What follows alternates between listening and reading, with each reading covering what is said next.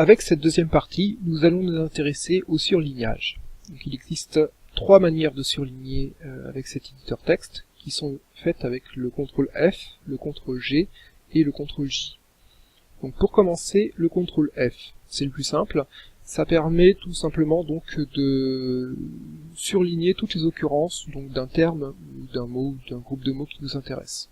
Donc si je me mets ici, que je fais CTRL F, je vais pouvoir taper le mot qui m'intéresse, par exemple href, et donc toutes les occurrences de href ici vont s'afficher en bleu, avec dans cet endroit donc le nombre total, 277, et dans le scroll bar, nous allons avoir la répartition des surlignages.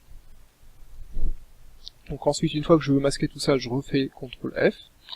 Je peux, plutôt que d'avoir donc une boîte de dialogue comme ceci, commencer par sélectionner quelque chose qui m'intéresse, par exemple title, CTRL F, et là je vais directement avoir les occurrences de title. Donc là je vois qu'il y en a 22. Ensuite je peux naviguer entre les occurrences, donc avec le Alt, flèche de droite, flèche de gauche, comme on avait vu tout à l'heure, sauf que là, il va se baser sur les zones de surlignage. Si je fais Alt, flèche de droite, vous voyez que je vais pouvoir passer d'une zone à l'autre, et revenir en arrière avec flèche de gauche. Voilà. CTRL F pour terminer. Et enfin, je vais vous montrer le CTRL SHIFT F. Donc le CTRL SHIFT F, ça permet de faire donc des recherches, mais cette fois sans s'intéresser à la case, donc sans s'intéresser aux minuscules et aux majuscules. CTRL SHIFT F, voilà, si je tape size, entrée, donc là j'ai 18 occurrences, et là en fait les majuscules minuscules ne sont pas prises en compte, comme on va s'en rendre compte. Donc voilà, vous voyez que là j'ai des size avec S majuscule, voilà, et là j'ai un size avec S minuscule. Voilà, donc ça c'était le CTRL F. Maintenant on va passer au CTRL G. Donc pour cela je vais me mettre sur données 1.txt, voilà, donc le CTRL G c'est un peu plus sophistiqué, ça permet de rechercher différents types d'informations.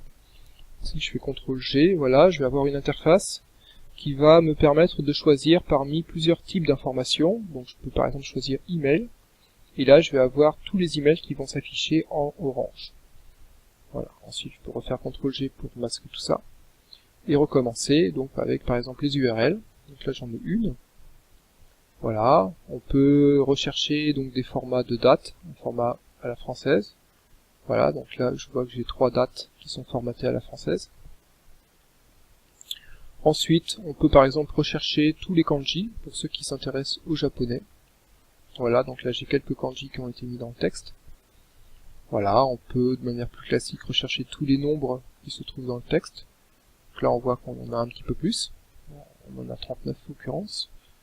Voilà, donc ça c'est effectivement pour rechercher des informations par type. Après on peut aussi faire une sélection directement dans le texte, et le type d'information va être déduit de la sélection qu'on aura faite. Je m'explique. Donc si par exemple je sélectionne ici ce caractère qui est un hiragana, qui est un type donc d'écriture japonaise, si je fais CTRL G, je vais avoir l'ensemble de tous les caractères du même type. Voilà. Donc après, je peux sélectionner par exemple un mot en majuscule. CTRL G. Là, je vais avoir tous les mots ou les séquences avec des majuscules. Voilà. Je peux sélectionner par exemple cette zone-là, donc qui commence par un crochet et qui termine par un crochet. Et là, je vais avoir toutes les zones qui sont entourées par des crochets. Voilà. Donc là, on voit bien que à partir de la sélection qu'on fait, donc le type d'information est déduit de la sélection, et automatiquement il va rechercher toutes les informations dans le texte qui sont du même type. Ensuite, on peut faire le CTRL SHIFT G, qui est aussi une variante, où là, on va être libre de rentrer une expression régulière, donc pour ceux qui savent comment ça fonctionne, qui va nous permettre vraiment de définir précisément le type d'information qu'on recherche. Donc là, je peux commencer par dire guillemets, avec ensuite un caractère, n'importe lequel, répété plusieurs fois. Voilà. Et là, vous voyez que je vais avoir en fait toutes les zones qui commencent par des guillemets et qui se poursuivent par des lettres, majuscules ou minuscules. Voilà, ensuite on va passer donc à la dernière manière de faire des surlignages, qui est le CTRL J. Donc pour cela, on va se mettre sur ce fichier-là, voilà. Et là, je vais sélectionner donc une partie de la ligne, donc entre deux positions précises. Et si je fais cette fois CTRL-J, vous voyez que automatiquement j'ai sélectionné sur chaque ligne en fait entre les mêmes positions. Donc ça me permet donc de sélectionner une colonne dans un texte qui est formaté comme ça, par exemple. Voilà.